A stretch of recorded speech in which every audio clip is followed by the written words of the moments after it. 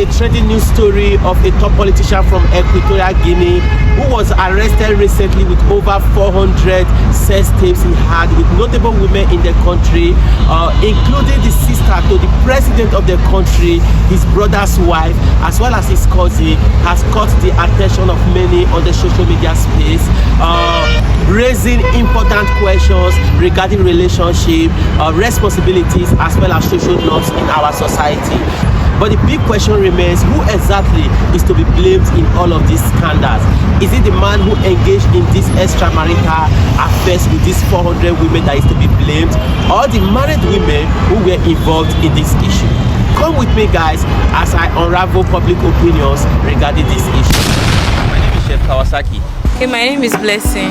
Yeah, I'm Buchi Emmanuel. Recently, there was a trending news on the social media that a top politician from Equatorial Guinea slept with over 400 women. What was your initial reaction when you heard it? Well, I was surprised. I didn't actually believe that could happen, like it's possible.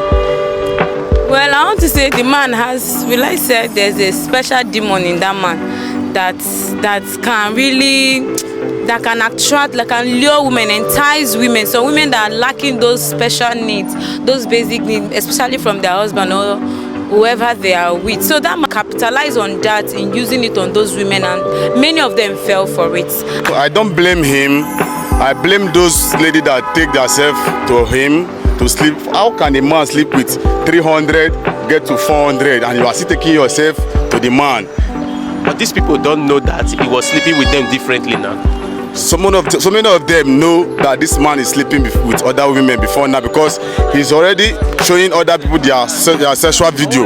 Like, I watched like three of the videos from that same man, 3 women that he slept with out of the 400. So now, in your own opinion, who should you blame? Is it the man who slept with the 400 women, or the 400 married women who got themselves involved in that issue?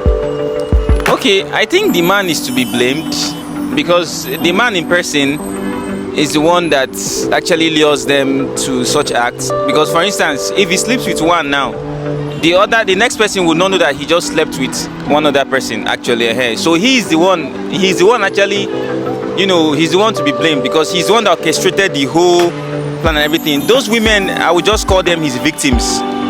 Yes. So the both of them, in the eyes of God, they are all sinners. They've made a wrong move. So they are all to be blamed. Yeah. The right person to blame in this issue is the ladies. Why? Because they are used in doing that. They will know, okay, for example, this girl will know that I'm dating her friend. You know, maybe I will come and touch her at the side, after babe, you know, now they date your friend. Now, you know, forget, you know, women will be now later, if you don't forget, I'm going to roll on. Those guys, they'll just, okay, let's move on. My friend should be. Do you think the society always blame the men more than the women in this kind of issue? Well, the reason why I would blame the women is the fact that some of them are married. But another thing we should consider is the issue of manipulation. You know, people are being manipulated oftentimes to do things that they don't really want to do, or things they cannot just do with their clear eyes. So that is why I'm still putting everything on the man. Okay, how do you think stories like this affect people's perception about marriage and trust? For we the singles, before you get married to someone, just look out for the things you need first, because it is for better for worse. Because it is in the story of he will get better or it will get better, they end up not getting what they want. At the end of the day, they start looking for an alternative, and that is why many of those women they ended up with them an alternative. In everything in life, aside from marriage, there is always a breach of trust.